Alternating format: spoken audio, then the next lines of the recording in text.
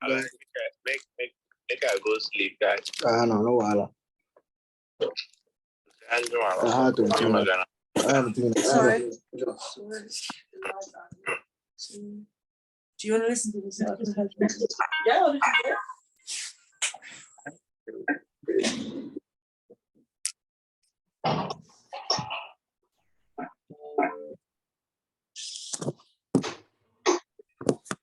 And 10:40.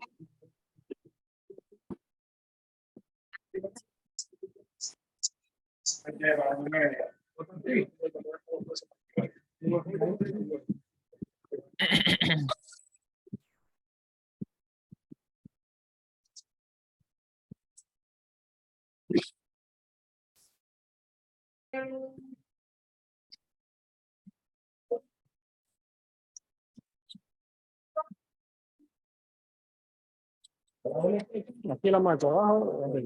Más arriba. Ok. Sí.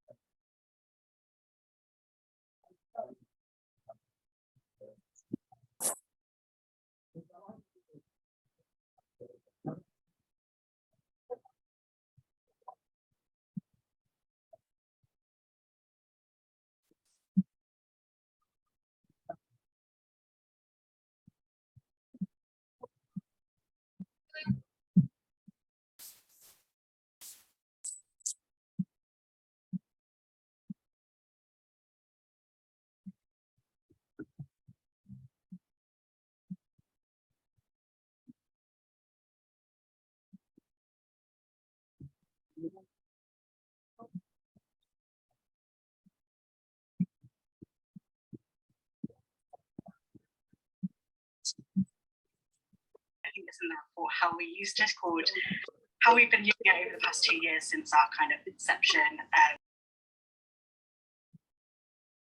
Hi, is this Henry? Hi, Henry.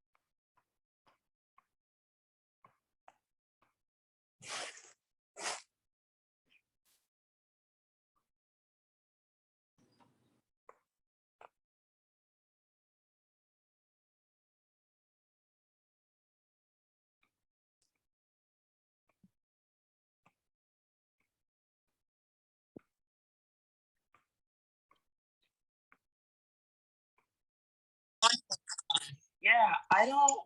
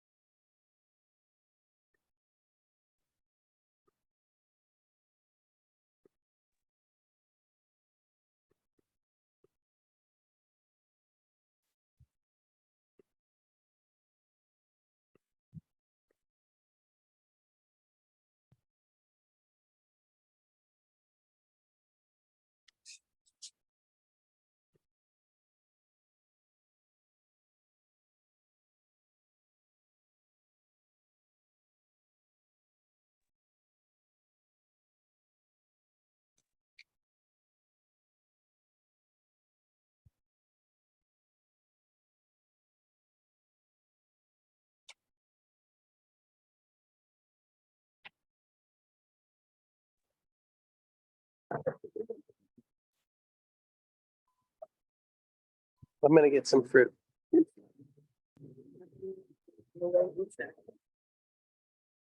Huh?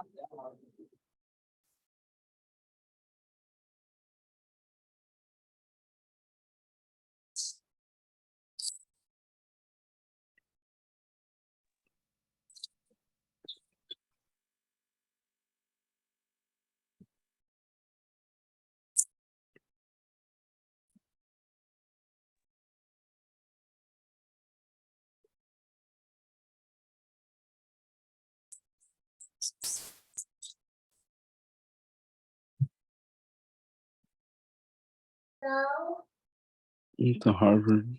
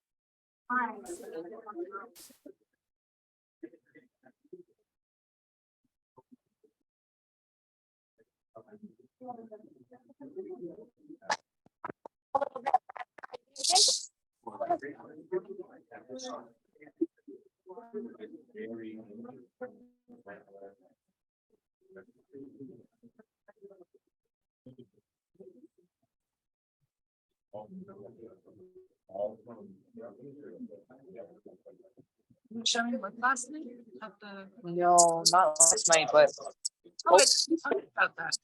yeah, yeah. Hopefully, I'll be able to tonight. Yeah, I want to see. Yeah, no, I would love to. Are you also showing? I showed last night. Did I miss it? Oh my god. It was so, it was crazy.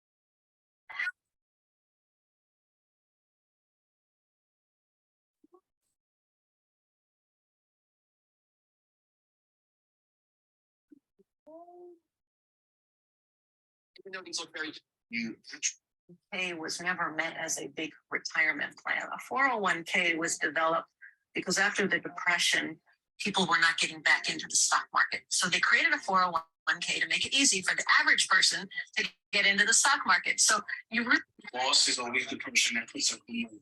Period. If the person not putting up the money, he's not the boss. Don't let him front like the boss. Don't ever let anybody say that the boss is there putting up the money. If they're not putting up the money, I don't care.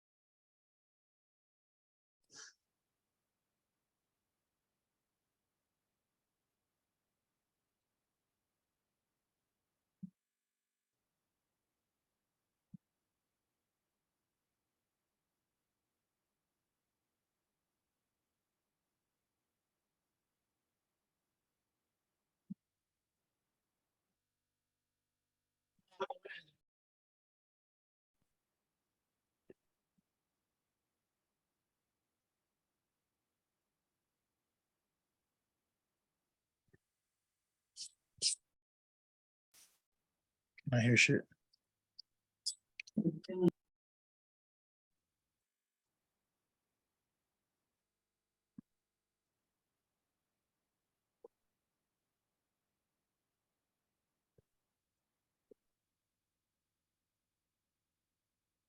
Hasn't it started?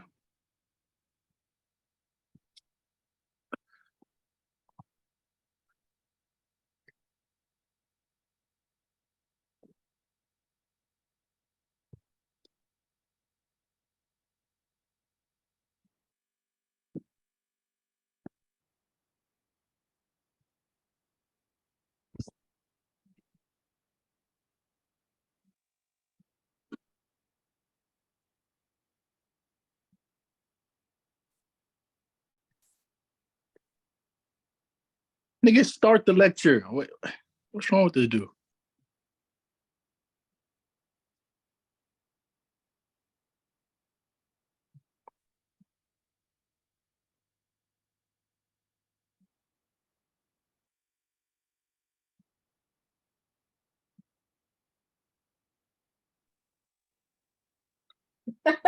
Damn, I hope they can't actually hear me.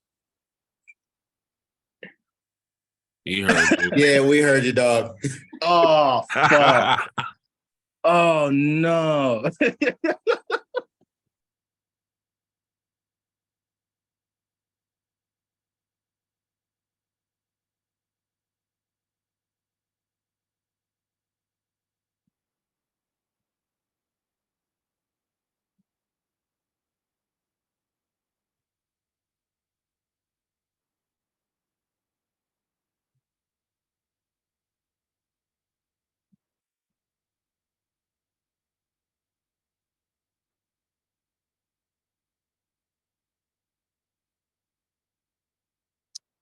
Hi there, I'm calling for Heather. This is the post house inn, and I'm calling just as a courtesy call as a reminder of your dinner reservation that you have with us. Tomorrow night at 7 o'clock for 7 people. Whatever reason you can't make it, you can give us a heads up. That'd be great. If not, we shall see you tomorrow night. You guys have a lovely dinner. Thanks so much. Bye-bye.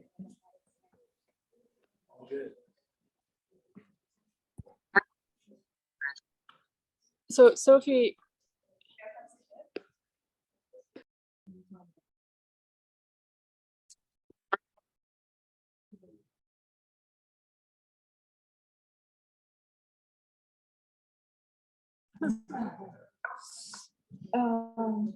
Okay.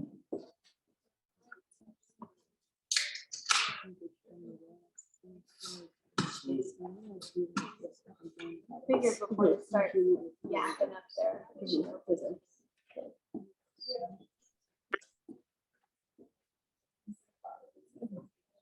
the right time.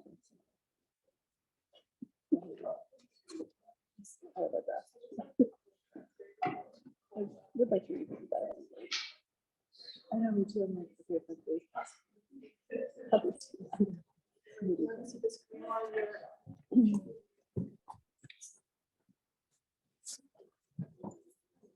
Oh, that's like old picture when I was still a biped.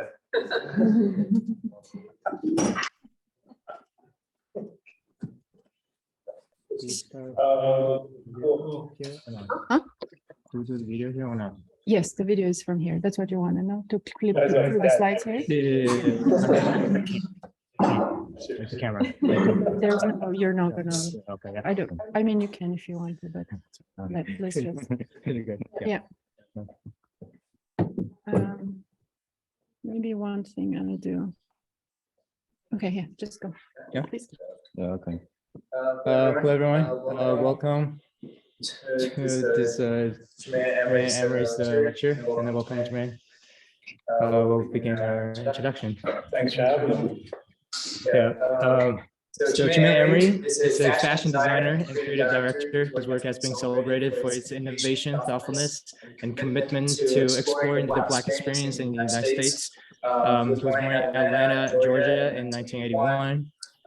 Tremaine was raised in Queens, New York, and then began his career working for Marc Jacobs in New York before moving to London to continue his work under Marc Jacobs as well. And after spending 9 years with Marc Jacobs, Tremaine moved on to brand director at Stussy, and has since gone on to work with a number with very high-profile brands and individuals.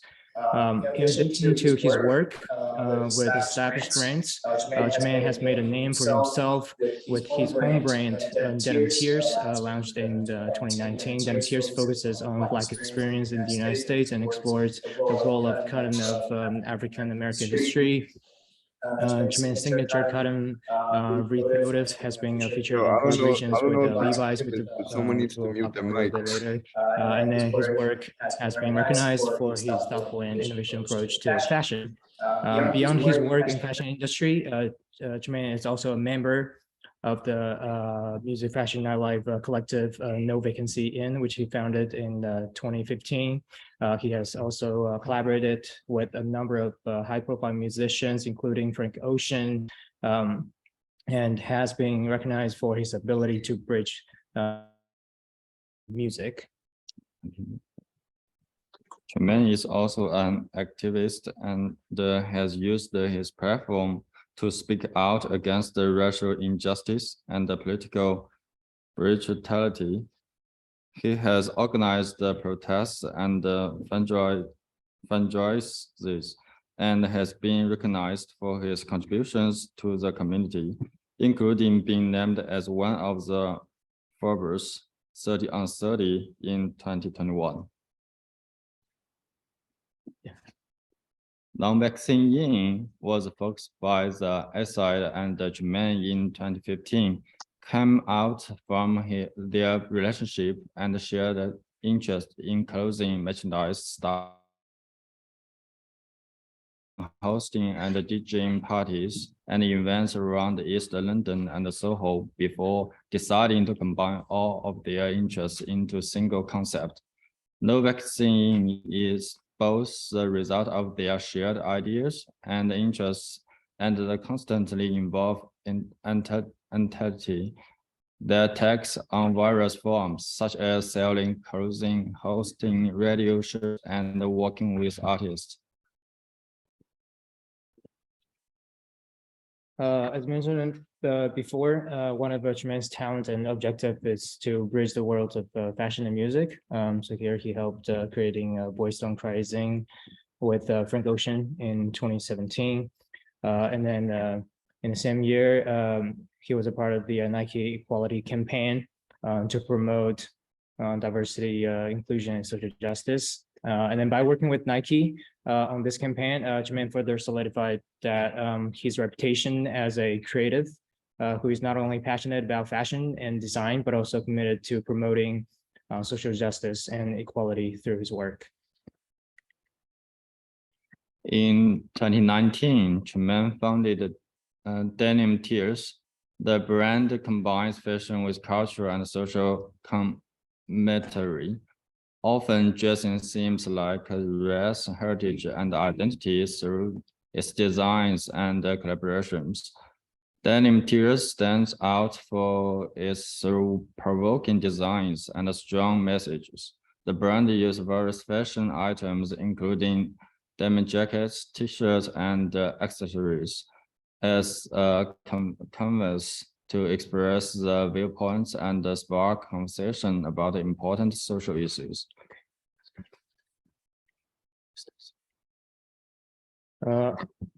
Stussy and No Vacancy Inn have a history of throwing parties together. The 90s. And then allowed No Vacancy to build its reputation in cities like LA. In multiple cities. And then so in September 2020, they had this collaboration to celebrate Stussy's 40-year anniversary.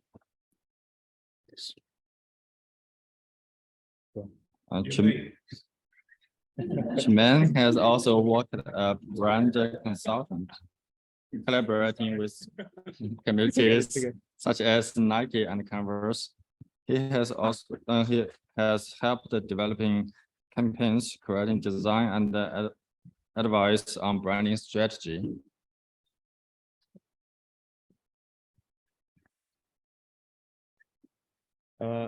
And then in October 2021, Tremaine's Denim Tears collaborated with Levi to release a limited edition collection aimed at celebrating Black culture and history, and also addressing the themes relating to identity and heritage. And then more recently, news, Tremaine was appointed the new creative director at Supreme. And we don't want to go too much into it here, and we'll let Tremaine tell us about it himself. So welcome, Tremaine Emory.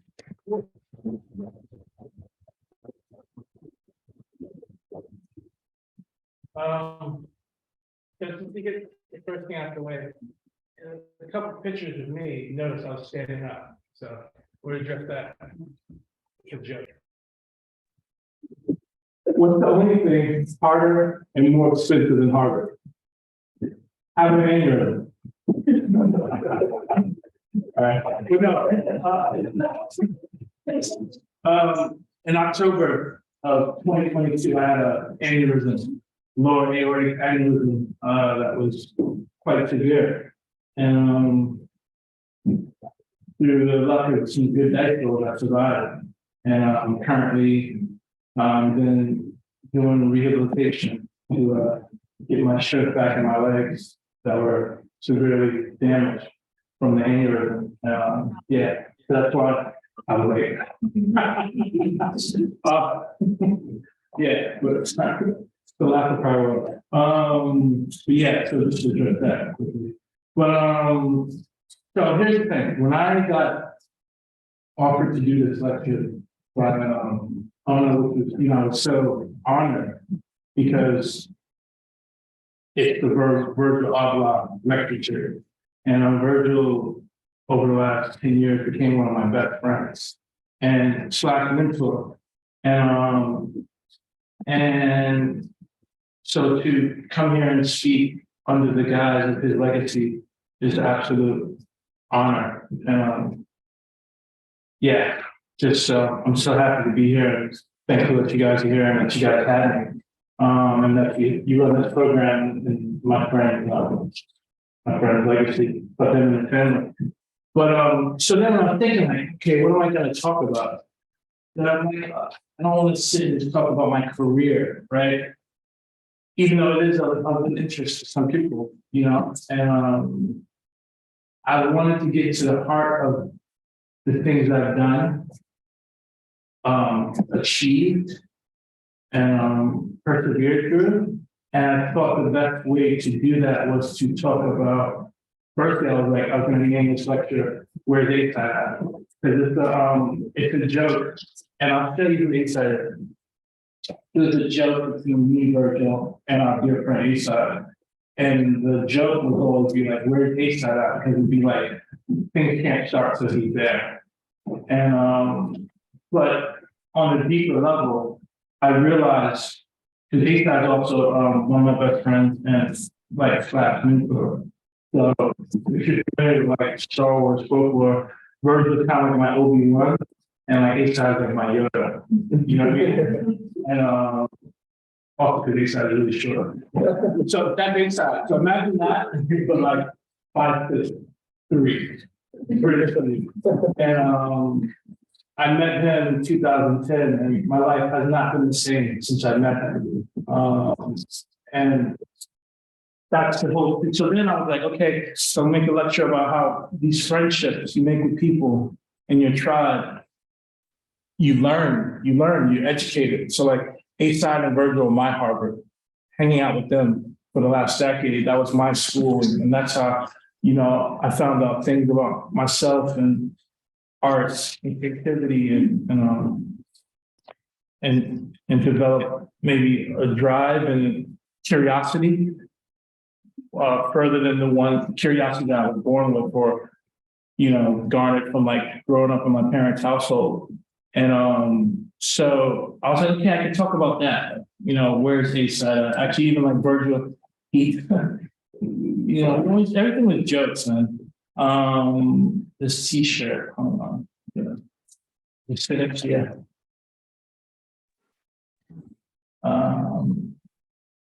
There you go. That's it. So yeah, so that's a T-shirt. Where did they say that? The T that we made, and this became our mantra. Traveling around the world, DJing, doing talks like this, designing, making stuff, and yeah. So I was like, I wanted to go deeper. Okay, cool. Friendships have pushed me to do the things I've done and educate me. But how can I go deeper into this idea? So I thought about how through like years of like luck and work, I convinced the artist David Hammonds to collaborate with me and Converse to put out these sneakers. And they actually showed the sneakers, but I'll bring up another picture of them. And the sneakers are based off his Pan-African flag. He first did it in 1990, and I have a picture of it. City from the city again. Sorry guys.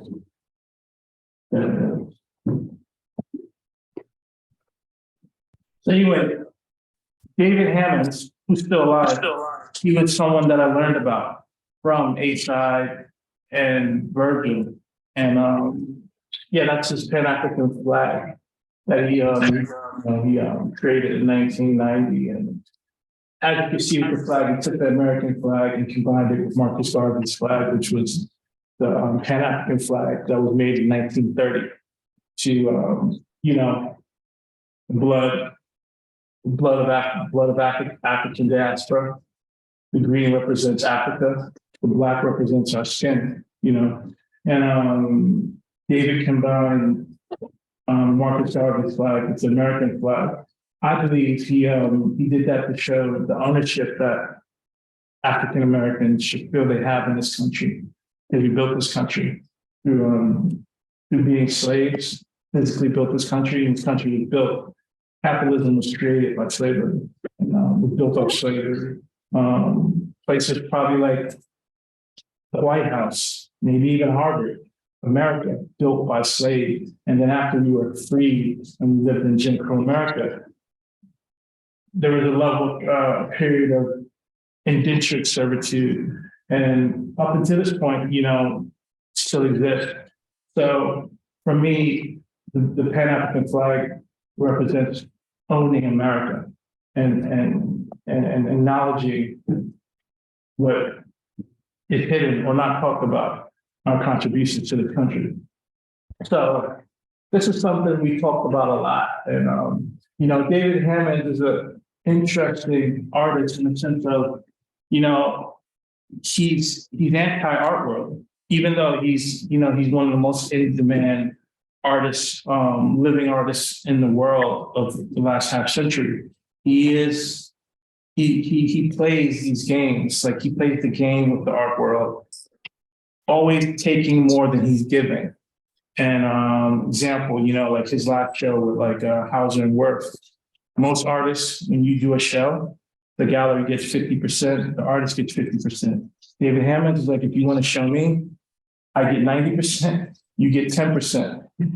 That's kind of goes into his mantra of the game, He played with symbols, whether it be like playing with the spade, his body prints, the flag, him picking up hair from barbershops and creating art with it, because his whole thing was, when white people look at my art, I don't want them to see themselves, because when you look at the art world where like things are sold, you just see white art, mainly white men, right?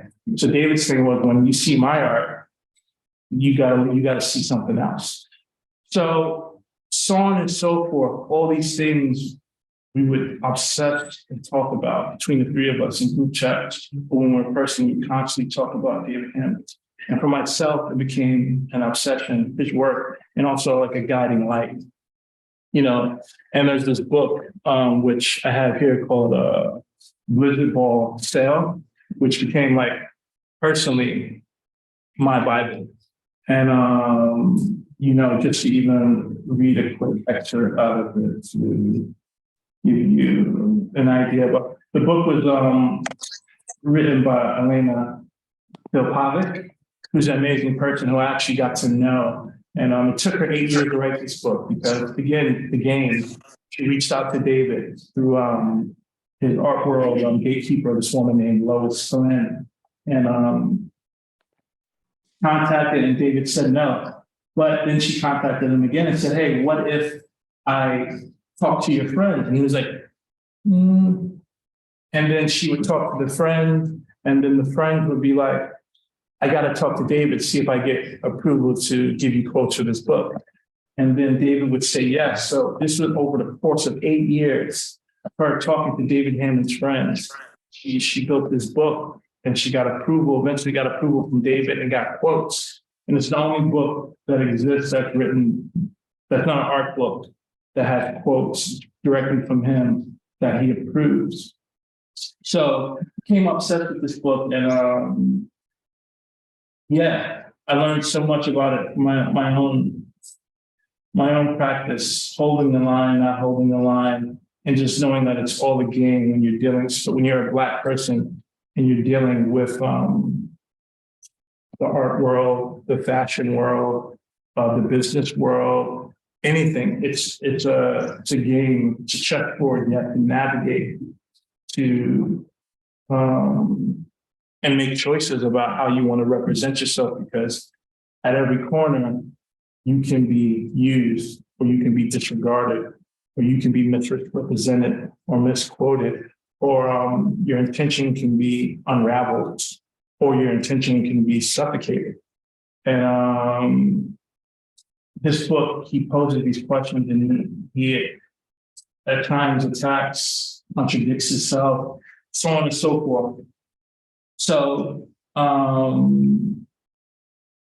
me and my friend, artist, formerly known as Brendan Fowler, he goes by B now, we created this T-shirt based off the Blizzard Ball sale that he did in front of Cooper Union. And basically, David, I think this was in 1981, he set up a little stand where other people were selling stuff, and he sold snowballs for like $2. I think he made $20. And his whole thing was to make art that was ephemeral, that can never be resold, that could actually, even the people who he was selling the snowballs to didn't even know he was an artist. Didn't even know he was a world famous artist. And so I just thought this was incredible. And then the only remnants of the snowball sale were pictures that were taken by his friend that would day. So anyway, me and Brendan, we designed a T-shirt that commemorated this happening. This is the T.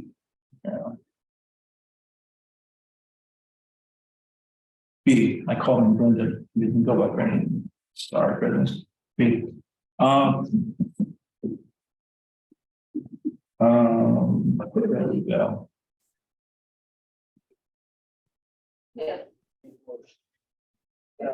Yeah, while that loads up. So me and B, we designed this T-shirt and commemorating the snowballs now. And then even on hold on, the back of the scene. So the front of the tee is a picture of Dawud's picture, and then the back had an excerpt from this book. And I'll read it here.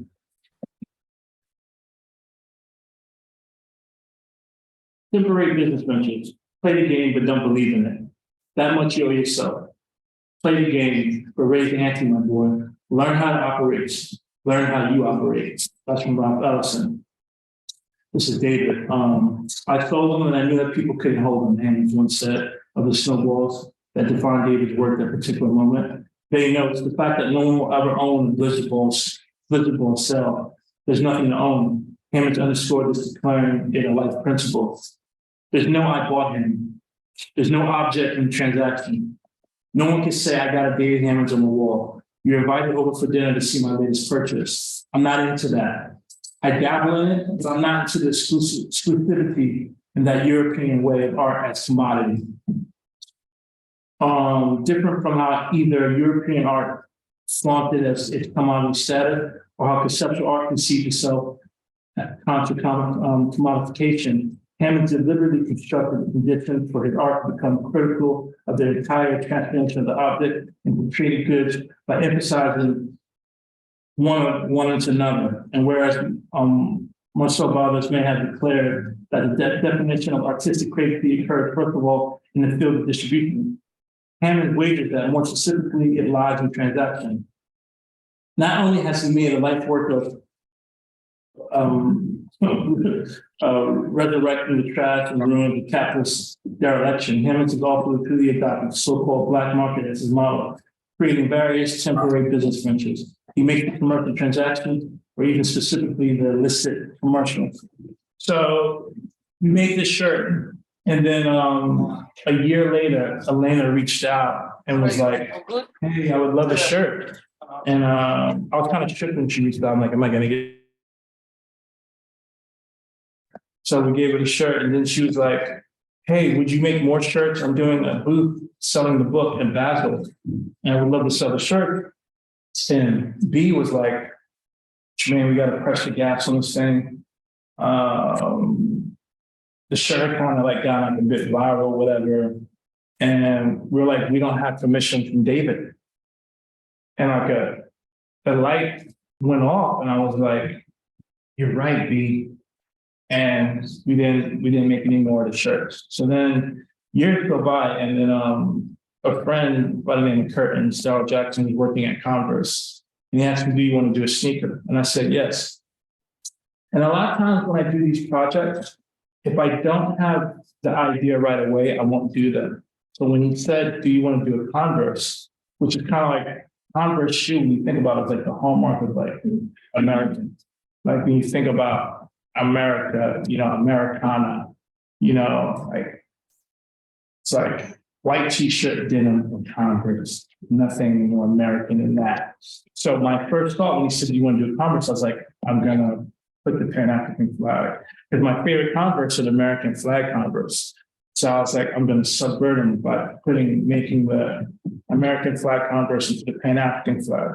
So taking something that's super American and then making it black as fuck. So that's that's part of what I like to do and what I've learned from David and from Virgil and Eastside, these conversations that we would have. So I got the deal, signed the deal, and then Converse was like, "We can't do this shoe because it's disrespectful to the American flag. We're worried about people having a problem with it." And then I was like, "Hey, you guys just did a American, there was a black, this designer, soloist, used to have a brand called Number 9. He did a Converse and it was a black and white flag. You know, so he subverted the flag in a different way by making it black and white. And I said to Converse, well, what's the difference between that and my flag that I'm trying to do? No, you can do it. So then, they go, and then there were some other issues that I won't even get into, the box. Of what I can have on the box. Oh, thanks, man. Extra credit. Yeah, Jim. And then George Floyd got murdered on national television. And because COVID was going on, the country went into uproar, right? Because many black men have been murdered on TV. George Floyd, unfortunately, wasn't the first one, and unfortunately won't be the last one. So, but because of COVID and people were like at home, not working, and I guess America's conscience woke up for a second, of all colors. And people, protested, hit the streets, and then all the companies started making donations, right? So Nike, which owns Converse, this is really gonna help me get my Nike sneakers. Nike owns Converse. Converse made a donation of like $100 million over 10 years to help Black people. So I was like, $100 million over 10 years, that's $10 million a year. That's not really much money. And also, what is that going to change, really? I'm 41. I've seen money donated before when these things happen, and it doesn't change anything. So, because money isn't the cure for this problem, systemic racism. So I don't know, I was just feeling away, and then posted on my Instagram, I posted a sneaker, which hadn't come out yet.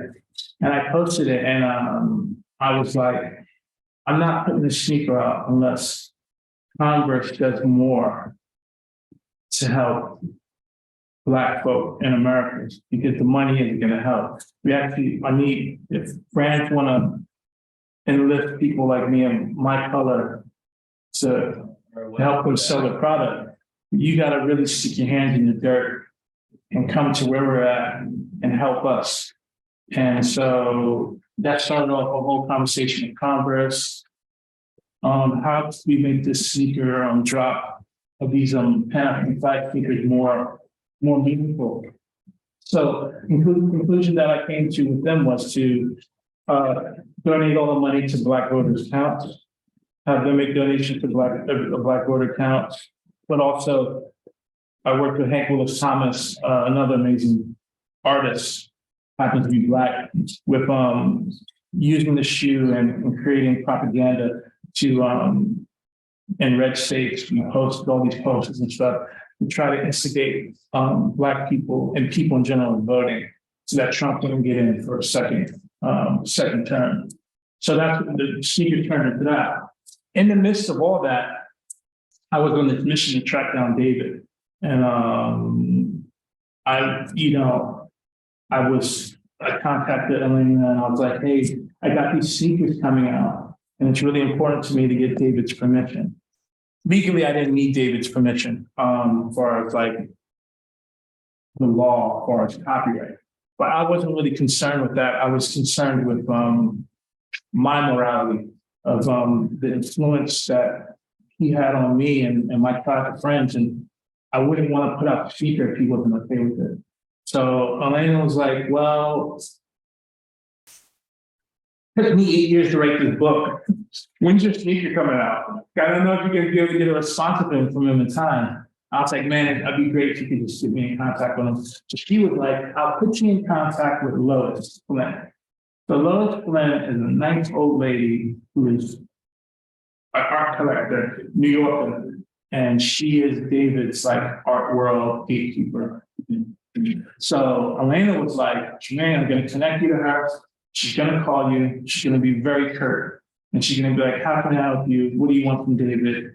And you're gonna say what you want, and she's gonna say no, and then hang up the phone. I said, I don't care. Connect me. So my kind of lady. So this is Lois. I've never met her in person, but she's actually, I'm forever indebted to her, and I hope to meet her one day because she's part of the reason why I was able to put out these sneakers and eventually get in contact with David. So Lois called me. And she was like, hello, this is Lois. How can I help you? What do you want from David? And I said, I want people and kids to know that there's other Black artists besides Jean-Michel Basquiat. And she was like, oh, go on. So I made her ask for like a 30-second phone call for her. And she's like, oh, go on. And I said, hey, you know, I've worked on these sneakers and they're inspired by Marcus Garvey and this rock, Freedom Rock in my neighborhood that I used to pass by every day, this red, black, and green rock. Was painted by some women, amazing women in my neighborhood in the 70s, and by David's flag. And I want to get David's permission if he wants to be involved in this project and just get his permission. And she said, all right, I'll ask him, but he's probably going to say no. But Tremaine, I like what you're about, Tremaine. And we'll be in contact, and maybe there's some other stuff. And whenever you're in New York, you know, hit me up and we can have a coffee, you know, after this whole COVID thing's over and all this stuff. So she hit me back and she goes, David said no. And I was like, damn. But at the same time, and that's part of this whole lecture, you can't control anything. At the same time, the LA Times hits me up and they're like, we're writing an article about clothing and designers that are helping us fight against systemic racism. So I guess they saw my post, right, that I posted challenging Converse and Nike. And they had me part of the article and they wanted to shoot the sneakers and I had the samples. So I was like, cool, we can shoot it. I was like, might as well, because these ain't coming out. So the article comes out and then I send the article to Lois. And then Lois called me, she goes, David wants to talk to you. I sent him the article. I was like, oh, snap. She's like, can he call you? I'm like, yeah, David Hammonds to call me. So then,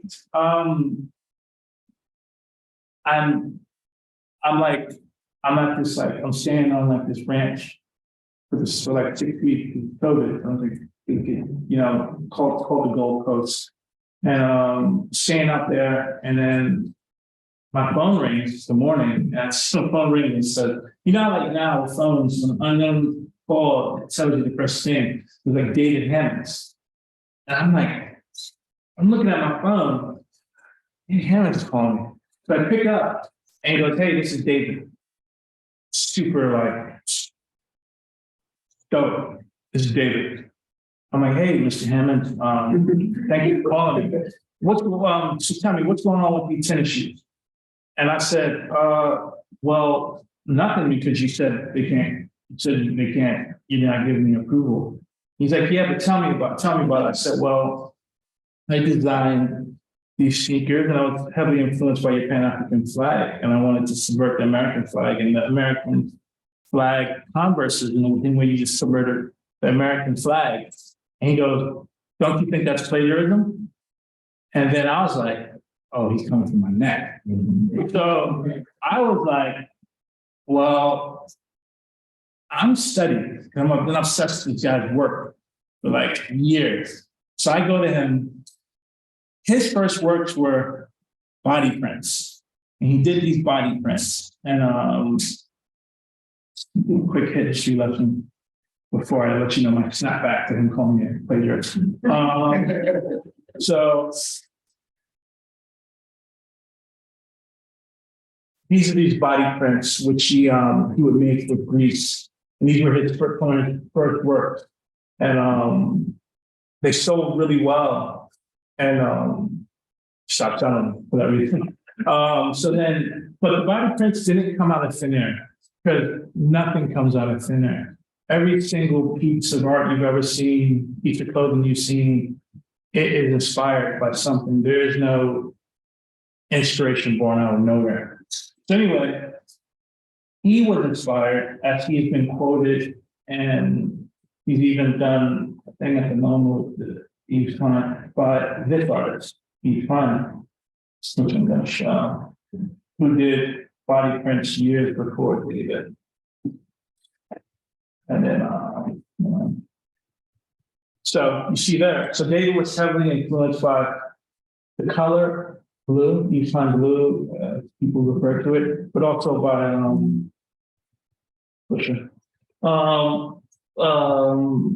also by the body prints. And so what I said to David goes, don't you think your sneakers are plagiarism? I said, I find it no different to your body print work that you were inspired by Yves Klein. And he's like, whoa. He's like, whoa. That was totally different. That's totally my work, my body print work is totally different than Yves Klein works. And yeah, I was like, yeah, I'm just using it as an example. And then he goes, I go, hey, you know what, Mr. Hammonds, there's a whole, I don't know if you know, there's this whole thing going on outside because of the George Floyd thing, and people are protesting and they're really upset. And your flag has become a, you know, a lot of people are posting the flag, you know? And I said, they don't even know where this flag comes from. And my creative expression, part of my art practice is being a bridge.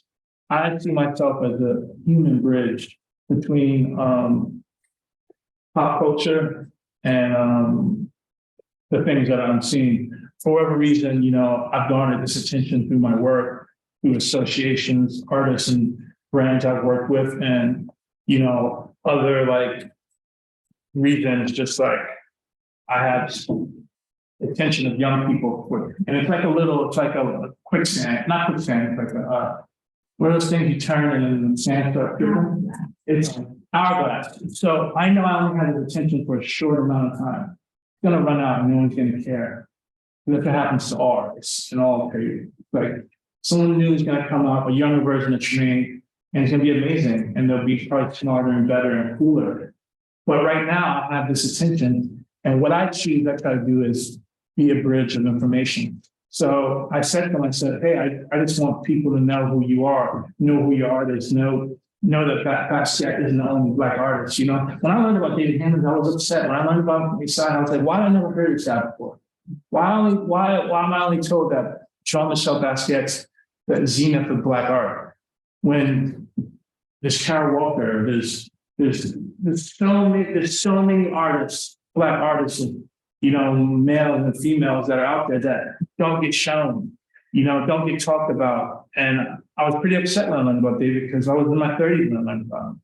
Why did I know about this guy in my 20s? Why did I know about him as a teenager? You know, I mean, the only reason I knew about Basquiat is because of this kid named Rudy Philogene, this Haitian kid that lived next to me in my neighborhood in Jamaica, Queens. And he always, very prideful Haitian. He's like, you know, the greatest painter of all time is Haitian. Jean-Michel Basquiat. And you just always bring that up. I was like, who is Basquiat? And then I kind of learned about him from my man Rudy. It's Loose Fits. I was man, Loose Fits. You're right. So anyway, so back to the conversation with David. And then David said something, and I said something, and he said, look, I don't want to go back and forth with you. I'm going to trust you to do the right thing. You have my blessings to put out the sneakers. And I was just like, it's just not. And he hung up the phone. I was like, you say, I'm a Christian Hammonds, man. I'm so, thank you so quick. So then right away, I texted three people. I texted a group chat with A-Side and Virgil, like, yo, I just spoke to David Hammond. I like sent them the screenshot. And then I texted another friend, Swat Mentor, author Jacob. I think him and David a friend, and I've always always asked when I could AJ questions about David, and Virgil called me immediately. A-Side was kind of like, cool, oh man, do it. And then Virgil called me immediately. Me and Virgil on the phone for like an hour, And V was just like, dude, this is like the biggest thing. This is so important. You did it. You found them because like the thing about David is like he's like a Grinch. You know what I mean? Like you just imagine like he's just like so we made this T-shirt on our group chat that never to come out. But then after V passed away, I made one and sent it to our friends, just our friends for Christmas. As like a Christmas gift from Virgil. But we made this T-shirt to represent David.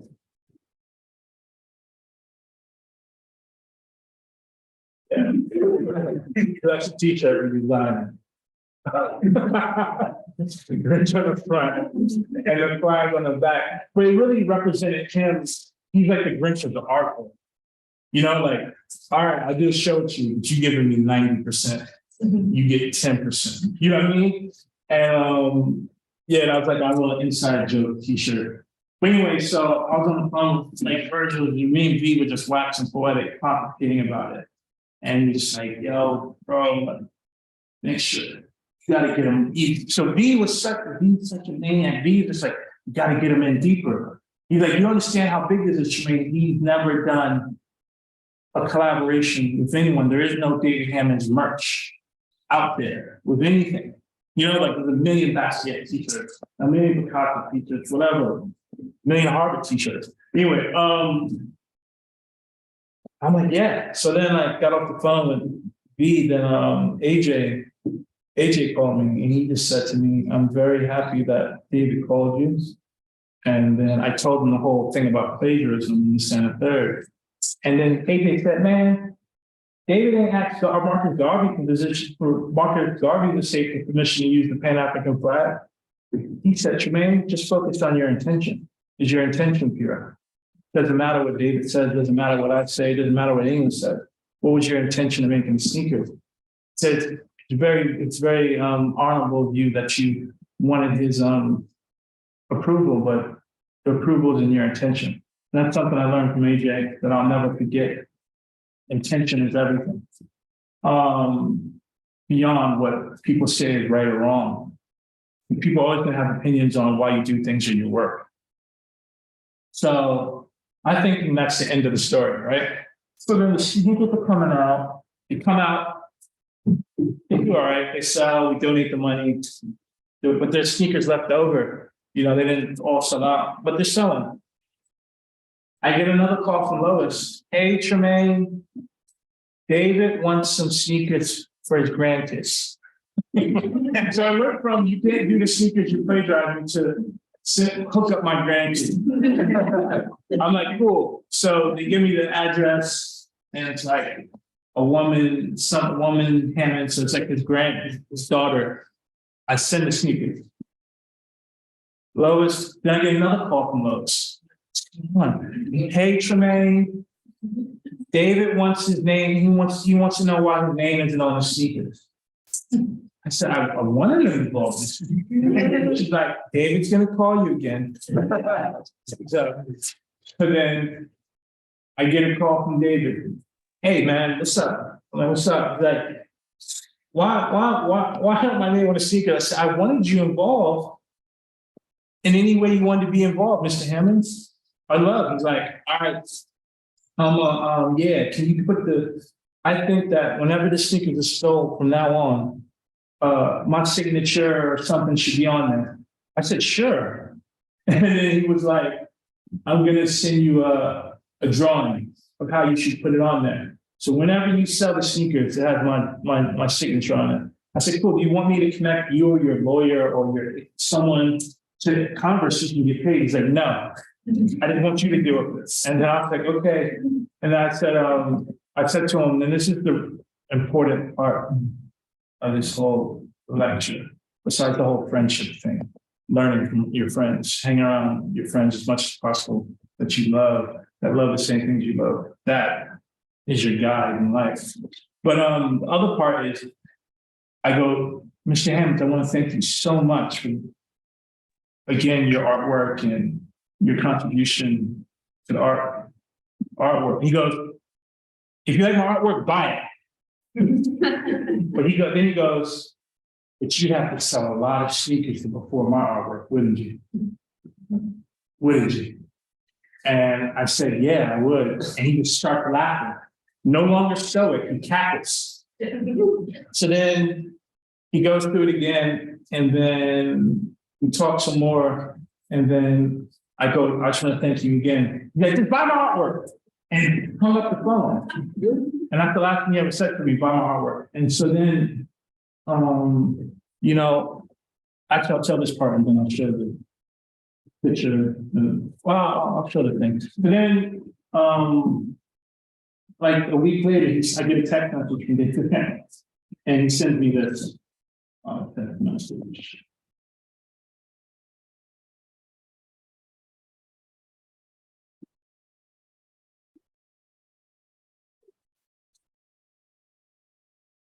Sends me this in a text message. So David Hammonds sketch, and he drew the Converse and how he wanted his signature and name on there. And then he like sent me signature.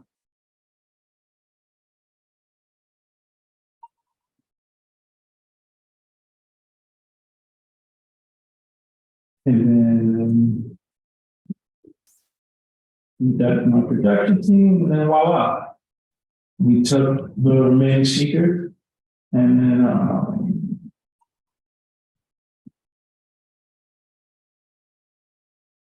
boom, and then re-released them with his yes, we wanted David Hammonds, his signature, and artist on there. So, but back to him saying, him laughing and saying, if you love my art, buy it. I think, in part of his game, and I got this was further authenticated by my friend Jim Joe, who actually he did a talk here. Jimmy came over. We're all friends. We all met Jimmy. I met Jimmy through the years ago in London. We became good friends, and we ran into each other one day in West Village, and we just been friends ever since. Anyway, he comes over sometime, and we just hang out. And told this story, and I told him the part of the story about David saying, "Buy your art." And I deduced this with Virgil, and then again with Jimmy, that David, his highest, his hope would be to have like a Black person buy his art, and his art not just being bought by the 1% rich white folk who put it in like these lockers and the art's never seen again. And like probably his greatest joy would be for a Black person that looks like him to be able to afford and buy his art. So even though he was cackling and trolling me, I think generally he saw what I've done in my career. I generally think he hopes one day that I would buy his art and I would be a joy to him. And Jimmy confirmed it because he talked about Steve Stout, who's amazing cultural figure in the music business. You know, he put out It Was Written, Nas's It Was Written. He was the executive producer on that. He's the man of Nas. He had Blueprint Marketing. Incredible businessman and Black dude, but he's an avid art collector. Last time I saw Steve was in Miami at a really shitty club. But anyway, he bought the Hammonds flag. And so Jimmy told me the conversation that Steve and Virgil had about David Hammonds, and that Steve had with David Hammonds, that David Hammonds got really emotional that Steve, a Black man, had bought his work, wanted to meet him, wanted to meet more of the Black, I guess, Black Illuminati, Black people with money. Sorry. Black people with money. But really, he was really emotional about having Black people buy his work. Because, you know, for a guy like David, you know, he went to art school and learned under Charles White. And the only reason he was able to go to art school is because Charles White let him go for free. Charles White's an amazing Black artist. He was the first Black professor at this certain art school, I forget the name, in California, where David and a bunch of other artists went to. There's an amazing book called South of Pico you should read about that whole movement that David came out of in LA before moving to New York. And then yeah, so for a guy like that, slept on couches for 30 years and fighting, holding back, you know, if you get the book Jam about the Jam, this just above Midtown, which is the first Black gallery in New York City, and probably the first Black gallery ran by a Black woman. And David, at that point in his career, did not show at white galleries, but he showed at her gallery, and they were supposed to have a body print show, and he did like a whole sleight of hand. We're not doing body prints, and he had all this crazy artwork in there. But the fact of the matter is, him holding the line for 30 years against fighting it, and then he did work with a white gallery. We're doing the 90-10 split. He's very cognizant of who gets the work. He even sold his own work in all Sotheby's auctions, you know? So for him to live long enough, he's in his 70s now, approaching his 80s, to where someone like Steve Stout or a Virgil type or whoever can buy his work, it was like, that's a different version of the civil rights movement. You know, that's a different version of the Rosa Parks on the back of the bus, because you know, economic freedom for Black folk is just as important as any other freedoms that we fight for in this country and in the Western world. So yeah, that's kind of like the story of how I got David Hammonds to put a signature on a sneaker. I was just trying to get him to give me permission to put out the sneaker, but I learned so much more through the process. And you know, what I learned was the most important part of it was Virgil on the side, giving me the education and inspiration and confidence to endeavor to put out these sneakers. So the whole point of the lecture is to really hold on to your friends who love the same thing that you love, because it will save your life. So that's pretty much my thing. I guess we do the question part. Yeah, you're open. Yeah, yeah.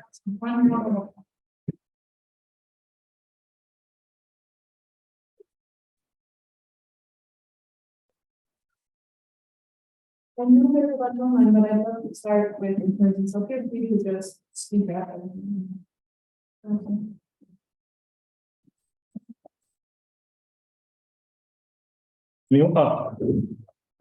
Is there? What's your name?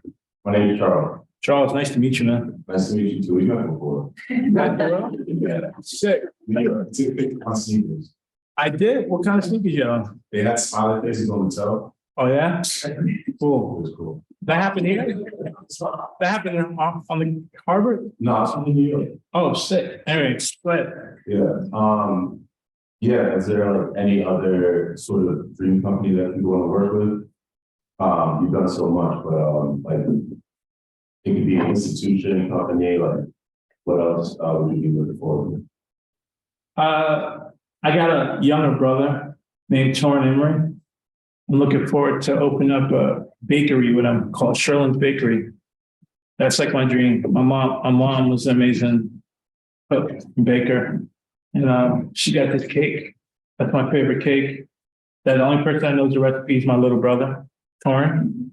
So that's like my dream. You know, hopefully before I kick it, me and him, you know, he allowed me to do it with him, do the bakery. Yeah, that's kind of like my dream thing. Yeah. So you made this statement about intention, the permission, and you were talking about like how we kind of moved through this part of your space. I wanted to know, like, when you were starting out with all the things that you were doing and getting to the point where you are now, like, was it very intentional, or was it more something that kind of like came out of passion? Great question. So there's this theologist, philosopher named Joseph Campbell, who me and my dad used to watch his thing on PBS. And he would talk about, it's called The Power of Myth, was the book he was selling on PBS. He also had this, he wrote a book before that called The Hero with a Thousand Faces. And he talked about this parable called The Hero's Journey, which is like a 3-act thing. And I think every human that has ever lived since tribal times till now goes through their own version of the hero's journey. And thing with the hero's journey is you're in like your ordinary world. And then, so my ordinary world was Jamaica, Queens, in New York City. That was like, and in the journey said you will get a call. You get a call to the extraordinary world. You get a call, and you can either say yes to the call or no to the call. And the call is many different things. Now, you just have, garbage men live the hero's journey. Everyone. It's not relegated to people who do cool stuff or artists. And whether you say yes to the call or not, it's gonna affect your path. So I had no intention. I had no idea what I was doing, but there were certain calls. I'll give you an example of what was a call. When I was in high school, I was an interesting student.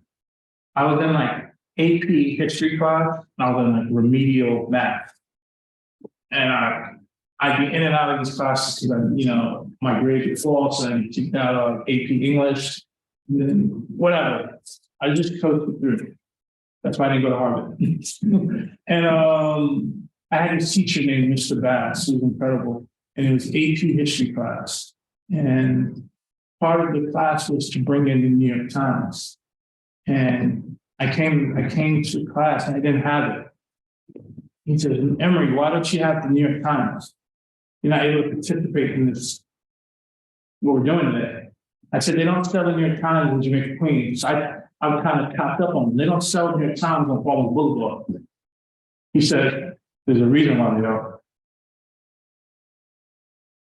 You don't figure out how to get the New York Times, I'm going to fail you.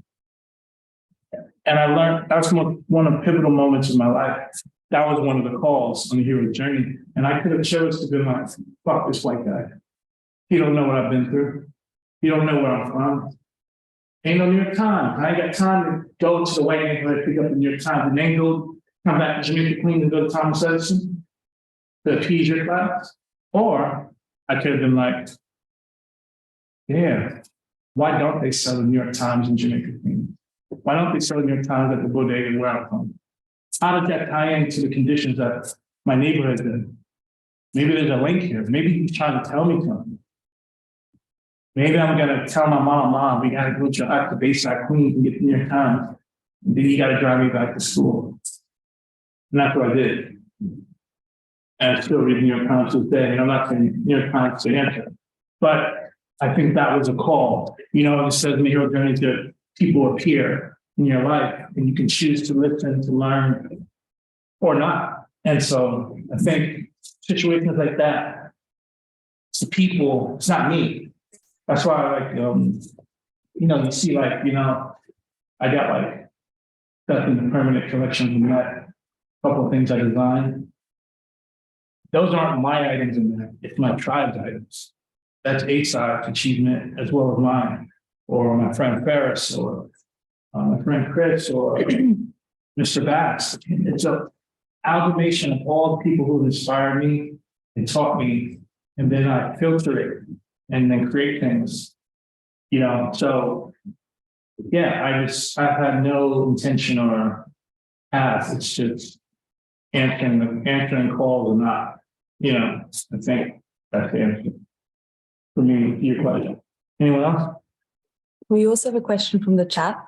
Cool. The question is, will you transition your skills to building a fashion label? Huh? Will you transition your skills to building a fashion label? I have one. It's called Denim Tears.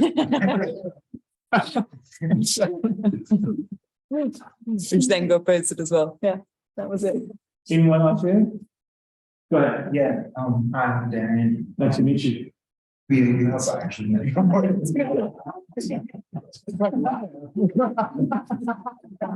I never been on I've heard. Yeah, but I wanted to ask, like, how like taking that call, Mhm. like leaving home, kind of relates to like friendships and like evolutions, and like as you kind of grow and mature, like how that affects like your friends or some. For example, like I have friends I'm really cool with, but like sometimes they won't like get what I'm doing here at like Harvard, like my design. And I'm like, oh, this is this, and Yeah.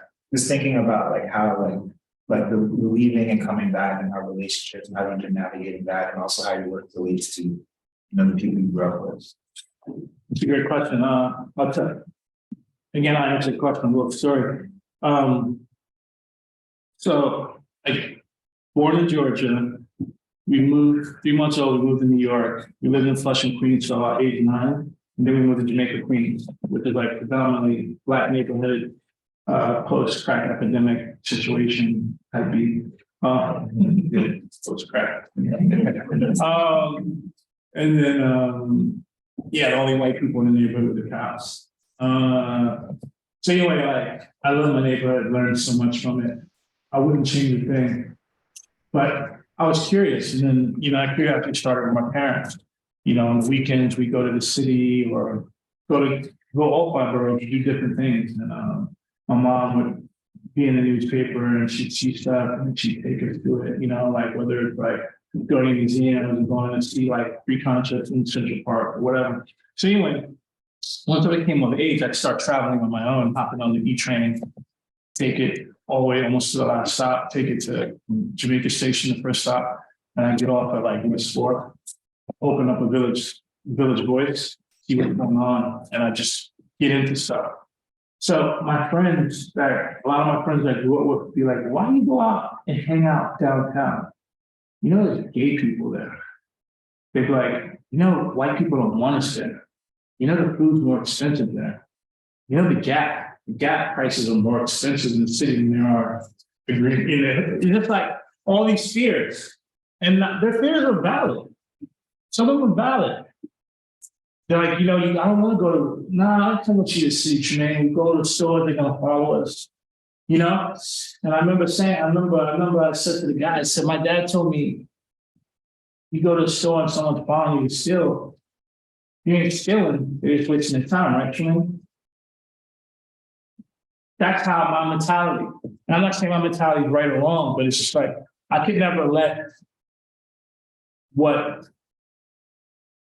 how other people perceive me be a blockade to me getting knowledge or getting experience. And that wasn't the same for a lot of the cats I came up with, like they just lived in their little world. And I don't blame them because it seems safer, but to me, safety is knowledge. So if I have to transverse, racism or this or that, or be the only Black guy in the restaurant or whatever, I'm looking for the knowledge, whether it's how the salad tastes, or the book, or the clothing, or the art, or whatever. I'm looking for the knowledge, and I'll transverse any type of climate, physical or mental, to get there. You know what I mean? And yeah, so to answer your question, I think that's why if you go back to my neighborhood, I'm probably only, I don't know, I might be the only guy from my block that I speak at Harvard or do what I've done. Ain't because I'm smarter than them. Ain't because I'm better than them or a better person. I'm not. But because of Tracy and Shirley, those are my parents, and the Emorys and Sanders, those are both sides of my family, the kind of mental fortitude they raised me with, I was able to withstand, I guess, the microaggressions of, I'm pretty sure there's microaggressions you deal with being Black at Harvard that your white counterparts don't have to deal with, just like women at Harvard have microaggressions they have to deal with, the male counterparts you have to deal with. And whether you being able to transverse that metaphorical K2 average of like microaggression, sometimes they're not micro, right? Sometimes it's like a cop putting the knee on your neck, or someone beating you up because you're gay, or guy, you're at a party and a guy grabbing your butt, you're trying to have fun with your friends. Whatever, these microaggressions, big and small, that subjugate people deal with, being able to transverse them is the difference between getting knowledge. That's the thing about the hero journey, is like, it's about getting the fire, getting the knowledge and bringing it back to your people. So that's my whole thing is, trying to get knowledge. And then I think things I put out in the world, even though I still live on Farmers Boulevard, Farmers in Keysville, I think I'm putting in a knowledge back there that I went out and found with my friends on our adventures. And but it's tough in those, everyone should, and everyone's not built to deal with those things you have to transfer. And I don't blame them for not wanting to deal with it. I don't blame them for not wanting to go through the stuff you go through. And they just want to stay and feel safe in Jamaica, Queens, or whatever the coldest. It might just be a cul-de-sac in a rich neighborhood. That's what I'm saying. Like these little small town mentality. My dad got a fishing buddy. He only been in New York once. So they fish out Long Island. He's been in New York once to take his wife to the hospital. He's never left his little cul-de-sac, small area in Long Island. This white guy, middle class white guy. He's no different than mine. And in some ways, my poor Black friends that grew up in Jamaica, Queens, that don't leave because they're afraid or they feel comfortable. So that kind of answers the question. Long-winded. Hello, Tremaine. My name is Bola Day Richardson. I have a friend named Bola Day in London. He's an amazing photographer. Okay. Nice to meet you. I'm from Chicago, Illinois. Cool. I have a 3-part question, if you don't mind. I'm curious, what does it mean to be American? And if you believe the American dream is possible. And there was also a statement that you had made pertaining to capitalism being slavery. So I'm curious, how do you define ownership? Cool. Good questions. All right. So first question is, what does it mean to be American? I think to be an American is to be Frankenstein. I've thought about this. That's why I have a quick answer. So like Frankenstein was like, Dr. Frankenstein took different parts and put together this being, right? And this being, you read the book Frankenstein, this being's trying to learn what it is to be human, to be this, to be that. But then because it's put together of all these parts and it's grotesque and the way the world treats it, it starts doing horrible things. And I think, America has great potential. Being American, you have great potential, but we're put together really a bunch of horrible parts. Slavery, one of them, war, all these things. And I think a lot of, it's like Americans are kind of like these, sometimes become monsters because of all these parts we're made up of and aren't necessarily, and like capitalism is Dr. Frankenstein. Frankenstein and Dr. Frankenstein are two different things. Dr. Frankenstein made Frankenstein. Capitalism made America. So that's why when I say what does it be American, I'm thinking about not just talking about individual person, but like America is Frankenstein. And I think Frankenstein, when it was made, had great potential to be something. But Dr. Frankenstein didn't really, he didn't really think about what he was making. And it became something else, and, I guess it's yet to be seen. America's such a young country, what America really could be. But, if you look at capitalism and, just even just with the system, the way the growth gap between the rich and poor, the way people are treated. You know, look at what's happening with trans rights, you know, trans people and these bills that are getting passed, you know, abortion, all this stuff. That's what I'm saying. America's a monster, you know, how women are treated, so on and so forth. But then there's glimmers and vignettes, as Dr. Cornel West said. Cornel West is here. Yeah, right. Cornel West. Tenure. Huh? I really didn't get tenure. You didn't, yeah, that's a whole nother lecture. But Cornel West says like America is like this kind of dark thing, but there's these vignettes of hope and beauty that it has potential, you know, and that's kind of what I think. So that's the answer to that question. And America's Frankenstein. Say you believe the American dream is possible, and then say like ownership. Okay, American dream. I think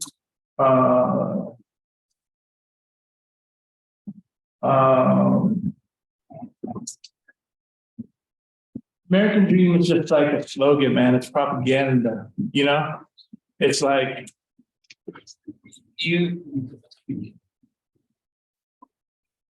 it's kind of like when you look at the numbers, right? When you look at how people live in this country, most people, what people go through, what is the American dream? You know, it's American dream is, you know, you figure it out how to, and I guess it goes into the ownership thing. If you figure out, America's built for entrepreneurs. That's reality, right? You got economic, thinking in your economic classes here in Harvard, it's built for that. The tax system is built for that. And if you're not doing that, creating your own business, and then it's not beneficial to you. It's not beneficial. You know, you can't even have healthcare. Like me, I would not be sitting here if I didn't work for a company that had great healthcare. I'd be dead. Aneurysm would have took me out if I would have had subpar healthcare. So American dream, yeah, if you have access to these things, yeah. If you slip through the cracks, I see myself as someone who's slipped through the cracks of the American nightmare. And then, but people will probably try to use someone like me to tell someone, why don't you be more like Tremaine? You know what I mean? But it's like, well, I'm the amalgamation of a bunch of dice rolls. I'm not better than people who don't do as well as me, you know, who don't have as much money as me. I'm not smarter than people. I don't work harder than these people. I'm not better than these people. So I don't believe in American dreams. I just think there's this thing called capitalism. That's it. What do I think about the word ownership? Not just the word, but like you say that capitalism is slavery. And if that's so capitalism was built off of slavery. You know, like literally, you know, it's like Revolutionary War, boom, we're here and we're selling this, we're harvesting cotton, sugar, tobacco, indigo, several other things, and we're going to use free labor. That was the seed money. That was the angel investor for America, was slavery. So that built capitalism. So capitalism, you know, capitalism and slavery, of enslavement of Africans is a dyad that's inseparable. Just because slavery doesn't exist as far as in the form of Africans being brought over as slaves, it doesn't exist in that form anymore. It still exists in different ways in this country. You know, the industrial prison complex, you know, things are made there. These people are paid cents on the dollar to make things, license plates, whatever, all kinds of household goods and stuff like that. And these people make it, they're slaves. And, you know, what are the most people in jail look like? Look like me. You know what I mean? 1 out of 4 Black men are in jail. There are more Black men in jail than there are in college. So is slavery in? I don't know. So I'm gonna answer that one. You're welcome. What's your name? Robbie. Huh? My name is Robbie. Nice to meet you. Nice to meet you too. First of all, amazing lecture. Oh, thanks. Wonderful, learned a lot. Second of all, I was supporting the wheelchair really well. Thanks, man. I know it's not ideal, but like it, I don't know, it's, but it's not really well. Thank you.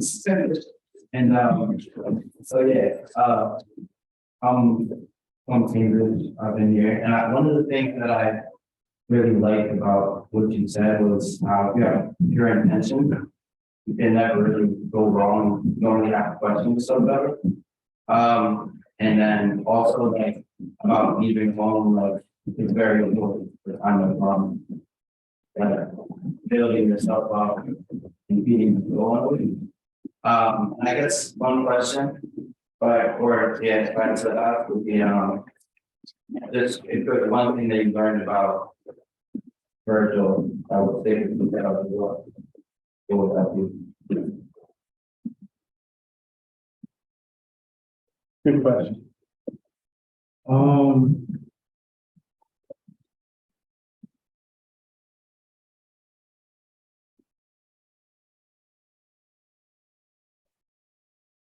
One thing I learned about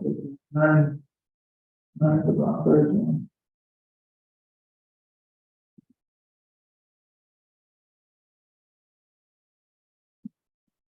How you treat people really counts.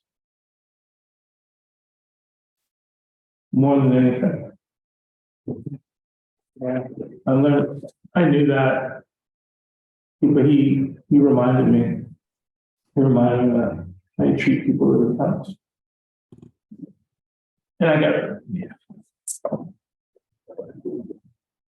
Good question. Any more questions from the online or anything? No. How much more time do I have? I mean, we're, that's the leave opportunity because they have class. Yeah. And the other reason, there's one more here and I can run through some of the, I don't think we're gonna have time for all of them online, but we'll make sure to get them. Cool. I agree with Go ahead, Chief. My name is Nehemiah. Huh? Nehemiah. Nice to meet you, man.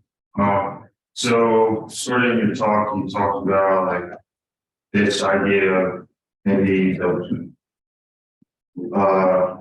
Black person taking back something from, I guess, America or white America or from the world. Yeah. In a way. And so something that's been on my mind, it's like, how do you give something back to the Black community that's not just like money, like a white company giving to something?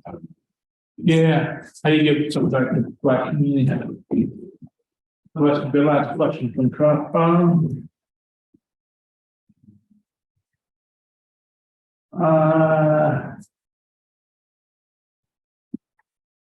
I think, regardless of your race, we're all indebted to our ancestors. And the best thing you can do for your ancestors is to remember their plight and apply that to just your everyday, how you live, you know? So really the question specifically to the Black community is I deal with bullshit transgressions all the time. Not all the time, but you know, whatever stuff. But I remember my grandmother telling me stories of her watching the Ku Klux Klan march through Harlem, Georgia. And she said she wasn't afraid because of how she was raised by my grandma and grandfather. So me remembering that and applying that to how I live every day in the face of the things I have to face, which are maybe not as scary or as scary as the Ku Klux Klan, that's how I kind of honor, that's how I honor the Black community. That's how I contribute in the way I live, the way I treat people. So, you know, the way I greet, if I go into Starbucks and ask the guy who's working there and he's like, making me a matcha, I'm like, yeah, how's your day going? All right, good, nice to meet you. That all the way up to putting out the sneakers, everything is important. You know, like the question what I learned from Virgil, how you treat people, you know, how you treat people counts. That's honoring. You know, it's not just like the big no black things you're doing. You know what I mean? It's like just how you live as a human being every day. How you treat people. That's the main thing. How you treat people, regardless how you treat it. Taking the higher ground. The smarter the higher ground, smarter things. You know, so it's not about turning the other cheek. Just be smarter than your aggressor. Like was it Bell Hooks? Was a feminist writer, I think black. It doesn't matter. She said you can't destroy the master's house by using the master's tools. I think that's the best thing you can do for Black community is not building the community with the same tools that you've been oppressed with, you know? So I think that's the best way. A few questions from the. Yeah, how do you deal with the pressure that you attain from being a creative? Question. I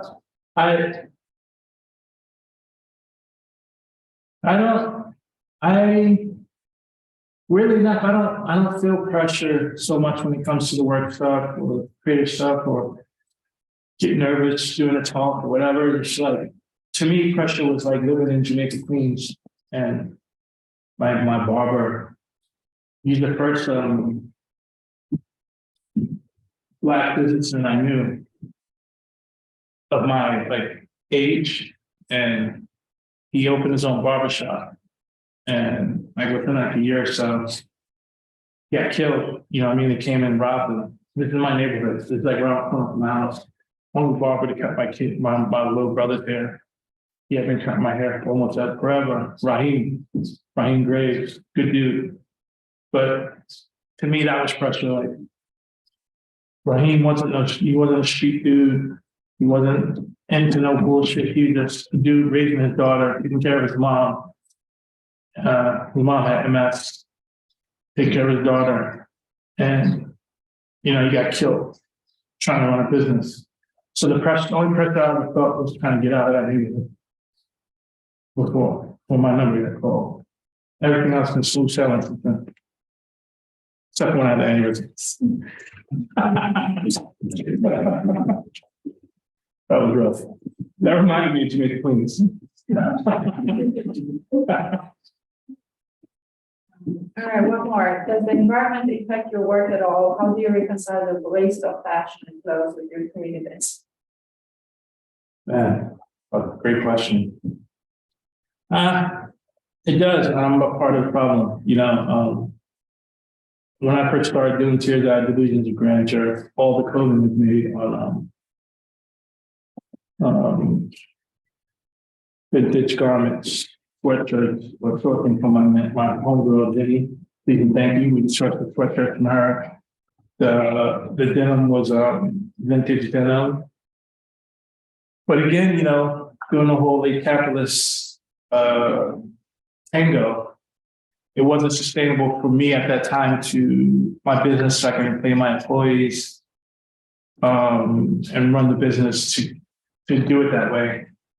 So started not mass producing, but it's like, you know, making more weight, making new sweatshirts because it's cheaper than getting the old vintage ones, you know, because then I'm like a nut. So then it's like, it's gotta be reverse weave vintage champion. You know, it's not like I'm like any sweatshirt. And I took off, you know, and like Levi's can only supply so many of the vintage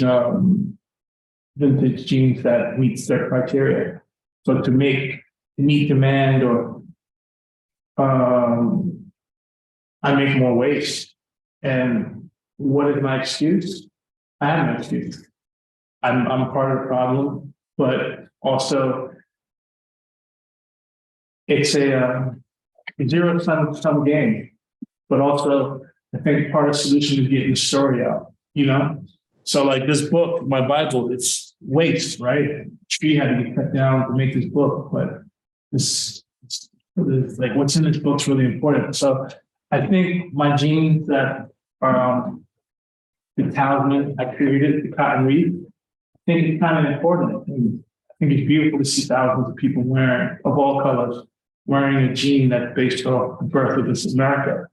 You know, yeah, so how do I deal with it?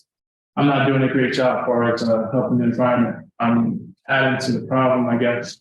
But, you know, but then after the question, I see the problem really should be, the onus should be on the big companies, you know, the big brands. I'm a small businessman, for these companies. The real change that's going to happen with the environment is going to come through when these companies pump the brakes and like, you know, we're going to stop using fossil fuels and all this stuff. Maybe I just read an article in the New York Times about they're saying in the next 10 years, we're going to determine if certain changes get made, whether what's going to happen with the climate, is the climate going to raise a certain amount? If it's not, it's going to get better, but it's up to, you know, the 1%. So part of me, I feel bad I'm part of the problem, but I'm not, you know, I'm from descendants of slaves. I'm not part of the 1%, no matter how much money I make. So yeah, I think I'm a part of the problem, but also I think the message of my clothing and what Denim Tears represents is part of the solution too. So it's a zero-sum game. Thank you. Tony, last one.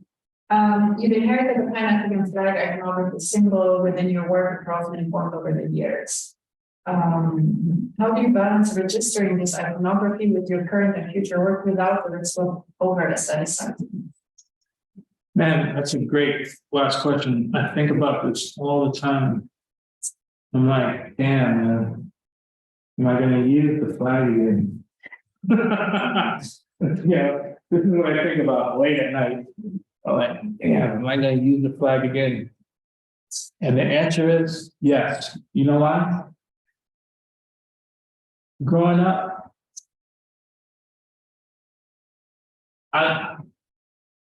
you know what? A good metaphor for this, Michael from Metro. Growing up, if you went out to a club in the city and heard a rap song, it was like, oh shit, they're playing Jay-Z. You know what I mean? Like, it's like, whoa. Now, I don't want to hear rap. You know what I mean? If I'm out, I want to hear like disco or something. You know what I mean? I want to hear something else. And it's like, because now it's like rap from the soundtrack of the world, which is incredible. So I'm not mad at that. What I'm saying is like, the usage of the Pan-African flag, or whether it's the cotton leaf or whatever, James Baldwin, don't be a snob. Just because you know about it or you've seen it, when you think about actually how often is Black imagery, Black iconography really seen in the world? So that's what I tell myself whenever I want to be like, you know, I cool guy myself out of using the Pan-African flag and just like, and gotta move on from that, not use that anymore. I'm just like, actually, there's like tons of people have never seen it, and actually, in my little small circle, it's like, oh my God, talking about James Baldwin again, but really, you go down and walk down my old neighborhood or walk down any city street, yeah, some of James Baldwin is, most people won't know. So I keep using it because I know it's meaningful. And as much as I see it, and me and my comrades, and we think it's overused, really, it hasn't even scraped the surface of the knowledge that it should garner in this world. So, yeah, let's answer that one. Thank you for your time. Thank you.